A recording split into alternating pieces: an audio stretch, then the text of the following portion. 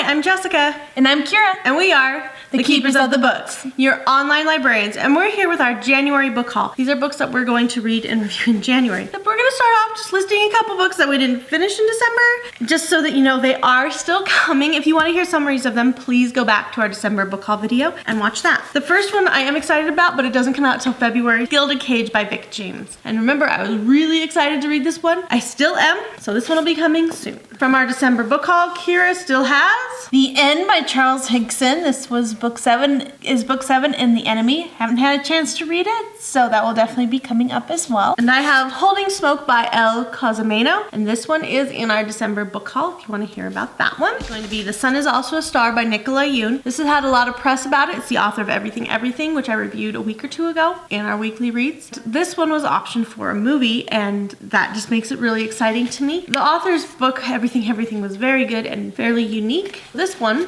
is about the story of a girl, a boy, in the universe. Natasha is a girl who believes in science and facts, not fate, not destiny, or dreams that will never come true. This is the story of a girl, a boy, and the universe. Natasha is a girl who believes in science and facts, not fate, not destiny, or dreams that will never come true. She's not the kind of girl who meets a cute boy on a crowded New York street and falls in love with him. Her family is 12 hours away from being deported to Jamaica, and falling in love with the boy won't be her story. Daniel: I've always been the good son, the good student, living up to my parents' high expectations, never the poet or the dreamer.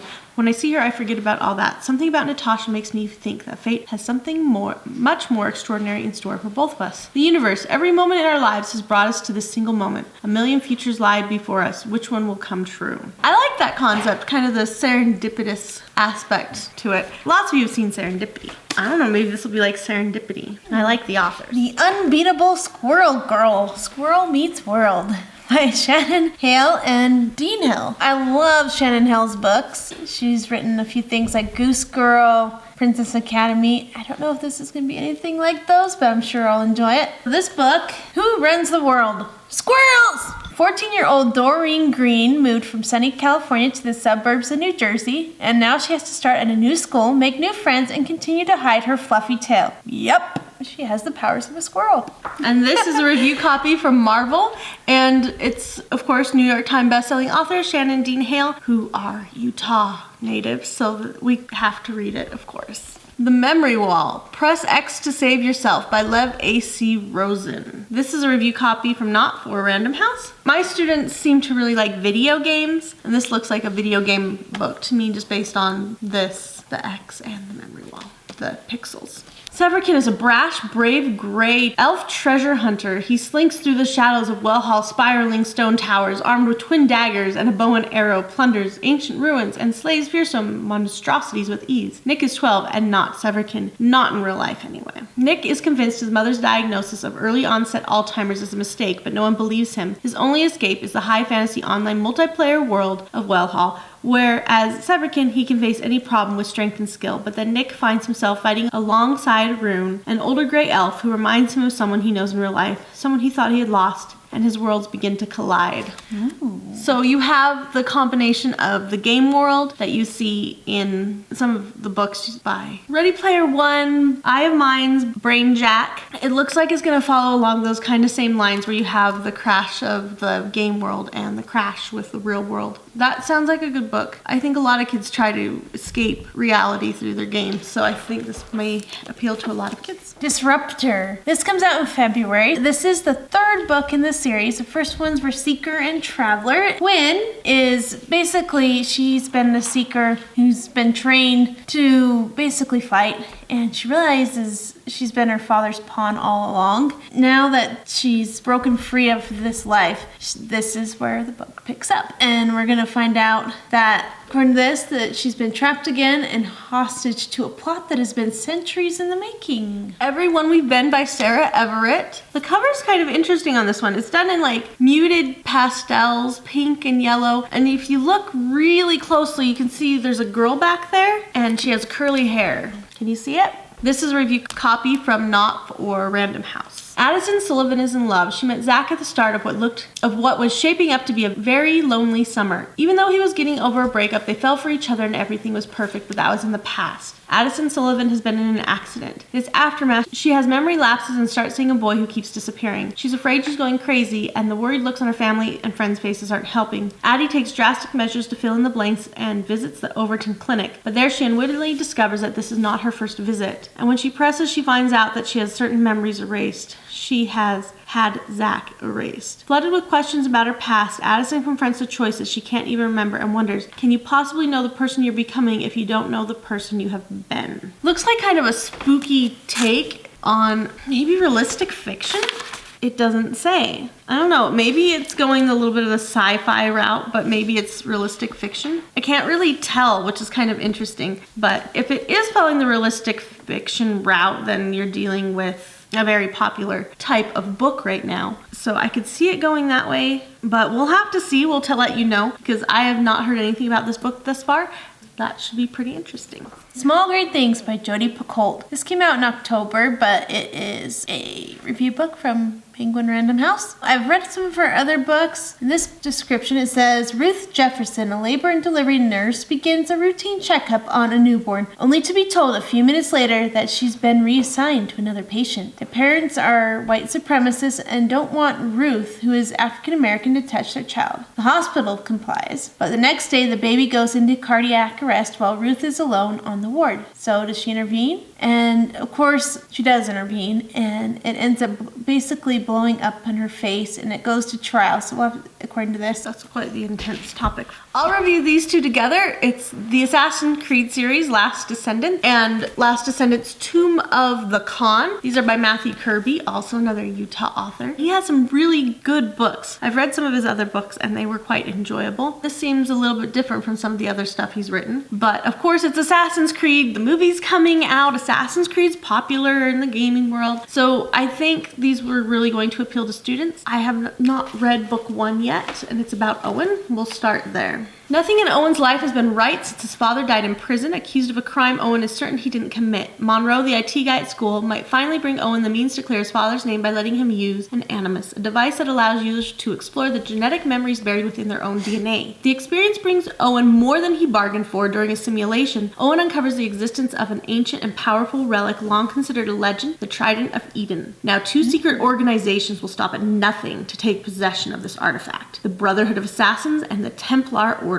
It soon becomes clear that the only way to save himself is to find the trident first. Under the guidance of Monroe, Owen and a group of other teenagers go into a memory they all share within their DNA: the 1863 draft riots in New York City. And this is from Ubisoft Entertainment and Scholastic. Forever Again by Victoria Lowry. I've loved her other books. The dream has always been the same. It has never ever varied. It begins with me running toward a field. It's dark out, but the field, it's lit by fire. And yet there's no smoke. The flames are alive with movement, pulsing over the grass of the meadow, but there's no heat. I'm fueled by panic, but I don't know why. I just know I need to run towards the middle of the field. And then I come to the center, and there lies the most beautiful boy I've ever seen. So that's on the back of the book. And then in the description, you have Lily Bennett, who is a junior in her junior year at high school. Soon her classes begin, and she meets handsome, charismatic Cole DePreau, with whom she forms an immediate and intimate bond. As they grow closer, she learns about the murder that divided the town more than 30 years ago.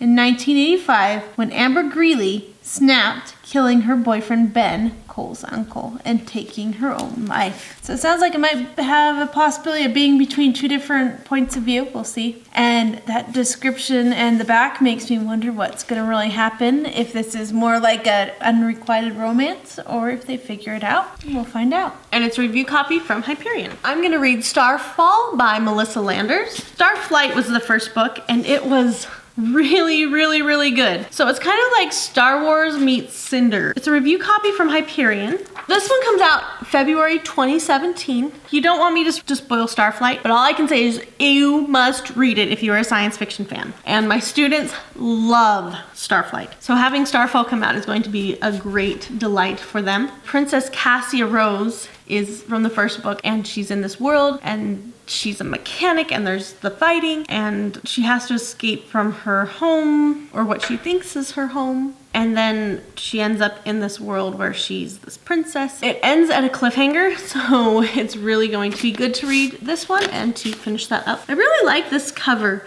The bright, vivid colors, kind of neon on the black background, is just really pretty. So that's a review copy from Hyperion, and that'll be coming in February, so we'll probably review it towards the end of the month. Randoms is actually from the December book call, and I did read it. I wanted to review it next to Rebels, because Rebels is the sequel, and they're by David Liss. In the previous book, Zeke and the other characters are kicked basically out of the possibility of becoming part of the Space Galactic Alliance, and I won't tell you why, because that'll be a spoiler that we'll get to later when I review it. And so the Rebels basically, I think, is going to take off where the other one left off, and I'm hope to see the similar characters we saw in the first one. It's definitely going to be a sci-fi action adventure. You'll see from the beginning and the back that it has some very colorful looking aliens. It looks like he has a really fancy suit too, and looks like it's going to come into place. I'm going to review both Passenger and Wayfarer. Wayfarer did come out this week. It's by Alexandra Bracken, who I absolutely love her writing. It's just very engaging. She has a just different way of writing than a lot of other people. Passenger, we're not going to spoil it. We're going to review it with this one just so that you see them. This is not the Darkest Mind series. This is her new series, but since Passenger's been out a little bit, you know that. I don't even want to read the book jacket because I am only halfway through Passenger, to be honest. I'm not going to ruin that for me or for you because there's a good possibility that this has to pick up where the first book left off, and I'm going to spoil my ending if I read this jacket.